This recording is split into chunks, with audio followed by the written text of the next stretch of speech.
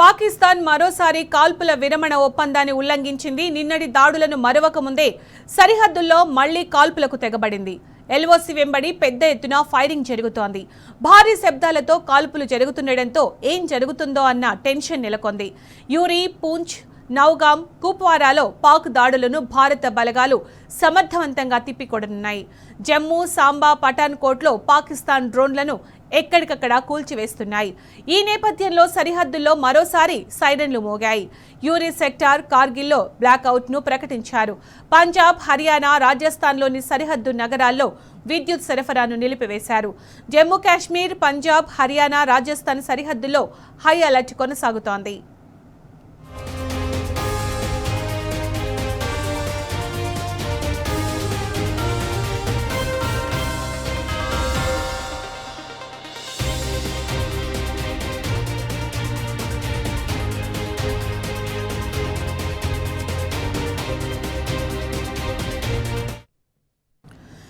పాకిస్తాన్ మరోసారి కాల్పుల విరమణ ఒప్పందాన్ని ఉల్లంఘించింది. నిన్నటి దాడులను మరవక ముందే సరిహద్దుల్లో మళ్లీ కాల్పులకు తెగబడింది. దీనికి సంబంధించి పూర్తి సమాచారం మా ప్రతినిధి లివిల్ అందిస్తారు. లివిల్, పాక్ మరోసారి కాల్పులకు తెగబడింది, దీనికి సంబంధించి అప్డేట్స్ ఏంటి? ఏదైతే పాక్ భారత్ సరిహద్దుల్లో ఉద్రిక్త పరిస్థితులు కంటిన్యూ అవుతున్నాయి. ఇప్పటికే అవంతిపుర, ఏదైతే అవంతిపురతో పాటు పలు ప్రాంతాల్లో బ్లాస్ట్లకి తెగబడింది.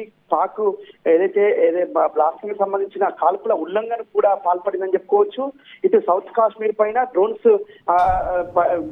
విసిరింది. ఆ డ్రోన్స్ కూడా ఇప్పటికే భారత భద్రతా దళాలు దాన్ని నిర్వీర్యం చేశాయి. అంతేకాకుండా ఇటు అవంతిపురతో పాటు పంజాబ్ లోని అమృత్సర్ ఎయిర్ బేస్ పైన కూడా డ్రోన్ దాడులకు తెగబడింది. ఆ డ్రోన్ దాడులు ఇప్పటికే దాన్ని కూడా నిర్వీర్యం చేశాయి. భారత భద్రతా దళాలతో పాటు డిఫెన్స్ సంబంధించిన ఏవియేషన్ ఇప్పటికే పూర్తి స్థాయిలో యాక్టివేట్ మోడ్ లోకి తీసుకొచ్చారు.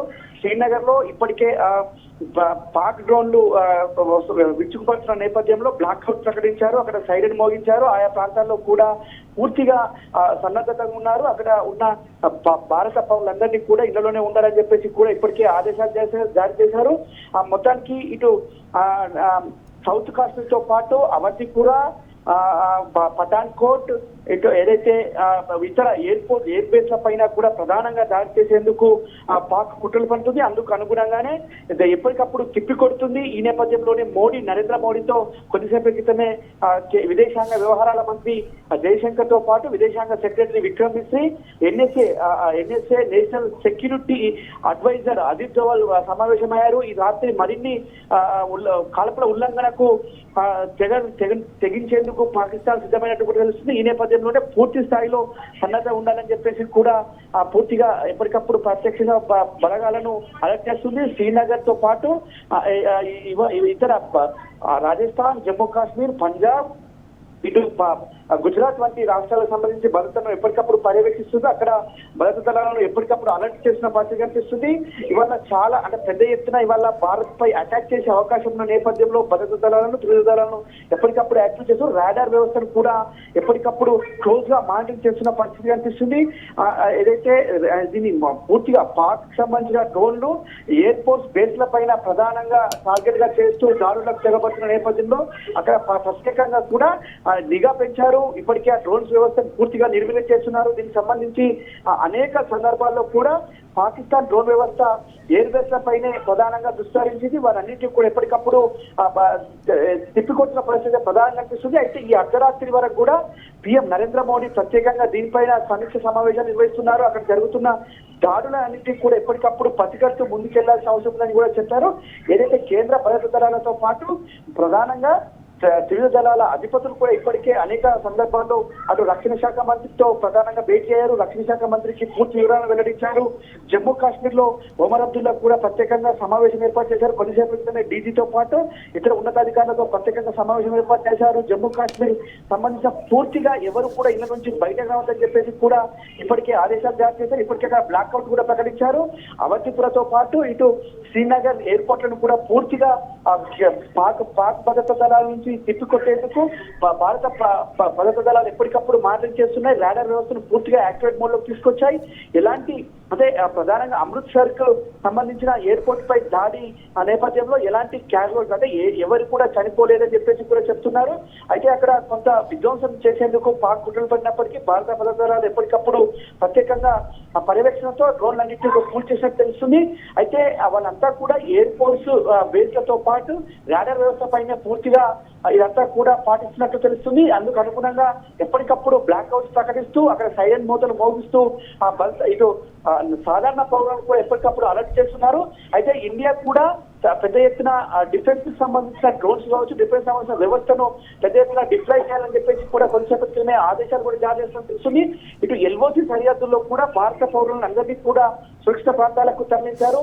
ప్రధానంగా ఎయిమ్స్ కు సంబంధించిన డాక్టర్లు కూడా పూర్తి స్థాయిలో అందుబాటులో ఉండాలి అని చెప్పేసి చెప్పారు. అంతేకాకుండా జమ్మూ కాశ్మీర్, శ్రీనగర్, ప్రధానంగా జమ్మూ కాశ్మీర్, శ్రీనగర్, రాజౌరి, అనంతనాగ్ జిల్లాలకు సంబంధించిన ఏరియా హాస్పిటల్లో కూడా బెడ్ల సంఖ్య పెంచాలని చెప్పేసి కూడా ఇప్పటికే ప్రభుత్వం ఆదేశాలు జారీ చేసింది. చాలా చోట్ల ఇతర బార్డర్ సంబంధించిన రాష్ట్రాలు హర్యానా కావచ్చు, చండీగఢ్ తో పాటు పంజాబ్, అమృత్సర్, ఇటు పాక్ సంబంధించిన ఏదైతే పాక్ వలయంగా ఉండే ఎల్ఓసి ప్రాంతాల్లో కూడా నగరాల్లో కూడా పూర్తిగా నిషేధాజ్ఞలు విధించారు. ఏదైతే ఇటు బాణాసంఖ్య కాల్పుల పైన కూడా పూర్తి స్థాయిలో నిషేధం విధించారు. బాణాసంఖ్య కాల్చడం వల్ల ఇతర ప్రజలు, సామాన్య ప్రజలు కూడా భయభ్రాంతులకు గురవుతుంది. సౌండ్ కావచ్చు, వచ్చే శబ్ద కాలుష్యంతో పాటు వెలువడే వెలుతురు కూడా ఒక బాంబులు అనుకొని చెప్పేసి సాధారణ ప్రజలు ఇబ్బందులకు గురవుతారని చెప్పేసి కూడా ఈ సందర్భంగా బాణాసంఖ్యను కూడా నిషేధించారు. ఇప్పటికే హర్యానాకు సంబంధించిన గుర్గావ్ కావచ్చు, ప్రస్తుతం ఇంత అంటే ఇట్లాంటి సిచ్యుయేషన్ లో సరిహద్దుల్లో ఉన్న ప్రజల పరిస్థితి ఎలా ఉందనుకోవచ్చు మనం?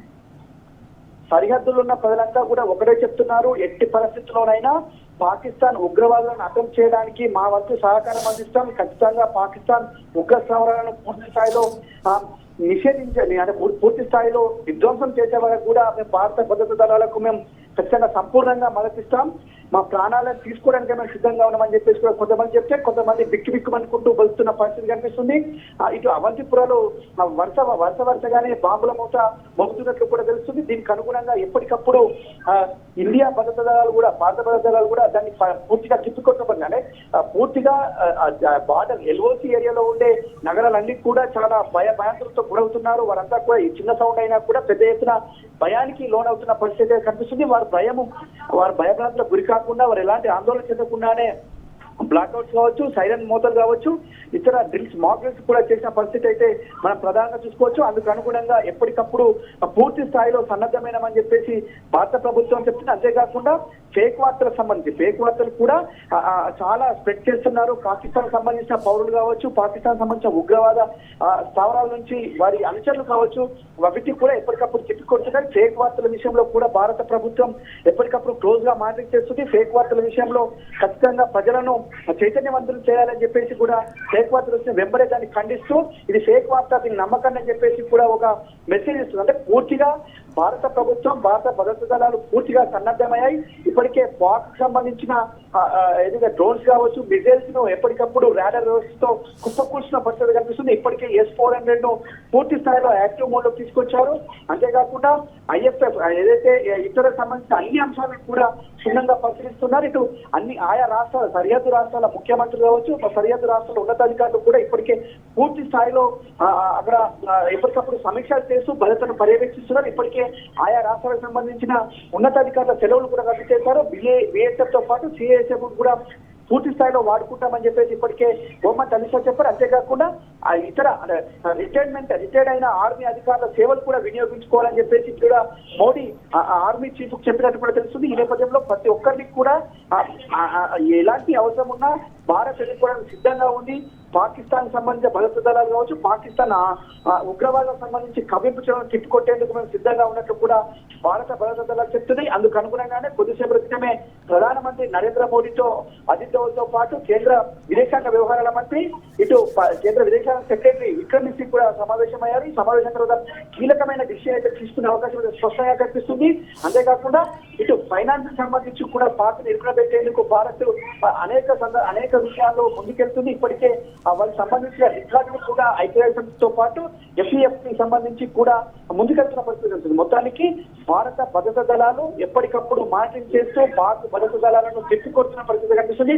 ఎలాంటి భారత పౌరులు ఆందోళన చెందాల్సిన అవసరం లేదు. భారత పౌరులకు మేము అండగా ఉంటాం, భారత పౌరులను రక్షించుకునేందుకు మేము సిద్ధంగా ఉన్నామని చెప్పేసి కూడా కేంద్ర భద్రతా బలాలు కావచ్చు, త్రివిధ దళాల అధిపతులు కావచ్చు, త్రివిధ దళాలకు సంబంధించిన అధికారులంతా కూడా చెప్తున్న పరిస్థితి స్పష్టంగా కనిపిస్తుంది. ఈ NS అజిత్ దోవల్తో పాటు కేంద్ర హోమ్ సెక్రటరీ ఇటు జయశంకర్ అంటే విదేశీ వ్యవహారాల మంత్రి జయశంకర్ భేటీ మాత్రం ఇంకా కొనసాగుతుంది Sunita. Right level. Thank you.